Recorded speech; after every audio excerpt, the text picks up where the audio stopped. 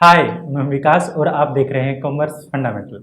आज की इस वीडियो में हम बात करेंगे कॉन्सेप्ट्स ऑफ ऑर्गेनाइजिंग के बारे में। कॉन्सेप्ट ऑफ ऑर्गेनाइजिंग बिल्कुल ही एक सिक्के के दो पहलू की तरह हैं।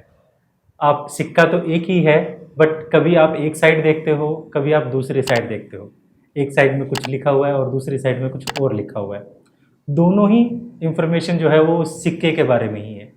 इसी तरह ऑर्गेनाइजिंग की जब हम बात करते हैं, इसके भी दो अलग अलग कॉन्सेप्ट हैं। दोनों एक दूसरे से अलग अलग दिखाई देते हैं, बट है दोनों ऑर्गेनाइजिंग के बारे में ही। एक है ऑर्गेनाइजिंग एज अ प्रोसेस और दूसरा है organising as a structure of relationship. ये दोनों क्या हैं, हम इस वीडियो में डिस्कशन करेंगे। तो चलिए शुरू करते हैं।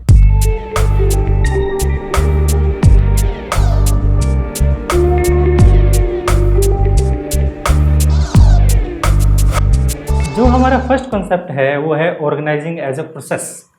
जब आप ऑर्गेनाइजिंग एज अ प्रोसेस की बात कर रहे हो, ऑर्गेनाइजिंग ऐसा नहीं है कि आपने आज काम खत्म किया और दोबारा कभी कुछ देखना ही नहीं पड़ेगा, एक ही बार में सारा काम खत्म।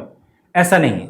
जब आप एक ऑब्जेक्टिव डिसाइड करते हो, और ऑर्गेनाइजेशन में एक से ज़्यादा टाइप के ऑब्जेक्टिव हो सकते हैं। अलग अलग कामों के लिए अलग अलग टाइप के ऑब्जेक्टिव हो सकते हैं। हर ऑब्जेक्टिव के अकॉर्डिंग हम एक्टिविटीज़ को डिसाइड करेंगे कौन सी एक्टिविटी की जाए, किस तरह से एक्टिविटी को ग्रुप्ड किया जाए, किसकी अथॉरिटी और रिस्पॉन्सिबिलिटी रहेगी, अथॉरिटी और रिस्पॉन्सिबिलिटी का डेलीगेशन कैसे किया जाएगा, और कौन किसको रिपोर्ट करेगा। ये सारी बातें हम ऑर्गेनाइजिंग एज ए प्रोसेस के दौरान देखते हैं। क्योंकि एक ऑर्गेनाइजेशन का एनवायरनमेंट जो होता है वो डायनेमिक एनवायरनमेंट होता है। डायनेमिक एनवायरनमेंट का मतलब एनवायरनमेंट बदलता रहता है। एक ऑर्गेनाइजेशन के आसपास बहुत सारी ऐसी चीज़ें होती हैं जो डायरेक्ट या इनडायरेक्ट नेचर से ऑर्गेनाइजेशन को इफेक्ट करती है। अब अगर ऑर्गेनाइजेशन का जो ऑब्जेक्टिव है वो हमने एक नया एक्टिविटी के लिए नया ऑब्जेक्टिव डिसाइड किया है, तो उसके अकॉर्डिंग ऑर्गेनाइजिंग की हमें दोबारा करनी पड़ेगी। तो हम ये कह सकते हैं ऑर्गेनाइजिंग जो है एक प्रोसेस है जो हमें अलग अलग टाइप के ऑब्जेक्टिव के लिए अलग अलग करनी पड़ती है। और इसके लिए हमारे पास ये भी कह सकते हैं, क्योंकि एनवायरनमेंट जो है वो चेंज होता रहता है, तो ऑर्गेनाइजिंग प्रोसेस भी चेंज होती रहती है। तो इस वजह से हम कह सकते हैं ऑर्गेनाइजिंग एक प्रोसेस है और ये एक डायनेमिक नेचर का है, क्योंकि ये डायनेमिक नेचर के अकॉर्डिंग चेंज होती रहती है। ये तो था हमारा एक कॉन्सेप्ट। जो हमारा सेकंड कॉन्सेप्ट है वो है हमारे पास organising as a structure of relationship. जब हम स्ट्रक्चर ऑफ रिलेशनशिप की बात कर रहे हैं, एक ऑर्गेनाइजिंग के अंदर, एक ऑर्गेनाइजेशन के अंदर हम क्या करते हैं, अलग अलग पोस्ट क्रिएट करते हैं। अलग अलग पोस्ट की अलग अलग अथॉरिटी, रिस्पॉन्सिबिलिटी ये डिसाइड करते हैं और डिस्ट्रीब्यूट करते हैं। किस पोस्ट की क्या अथॉरिटी रहेगी, किस पोस्ट की क्या रिस्पॉन्सिबिलिटी रहेगी, ये हम वेल डिफाइन करते हैं।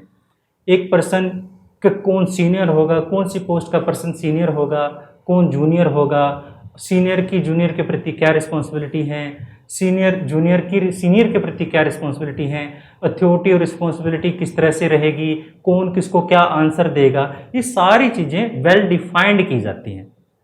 क्योंकि ये पोस्ट जो है ये फिक्स नेचर की हैं, इस वजह से हम कह सकते हैं हमारा ऑर्गेनाइजिंग स्ट्रक्चर जो है ये एक स्टैटिक है।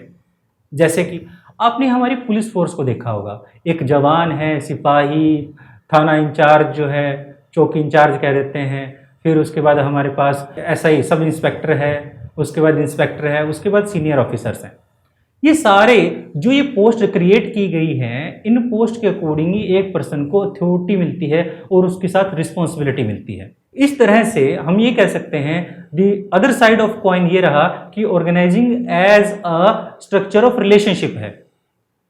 क्योंकि हमने अब दोनों पहलुओं को कर लिया है, तो एक ऑर्गेनाइजिंग जो है वो स्ट्रक्चर ऑफ रिलेशनशिप भी है, ऑर्गेनाइजिंग एज अ प्रोसेस भी है। जब हम प्रोसेस की बात करते हैं तो वो डायनेमिक है, वो चेंजिंग एनवायरनमेंट के अकॉर्डिंग चेंज होती रहती है। बट जब हम स्ट्रक्चर की बात करते हैं वो एक स्टैटिक है।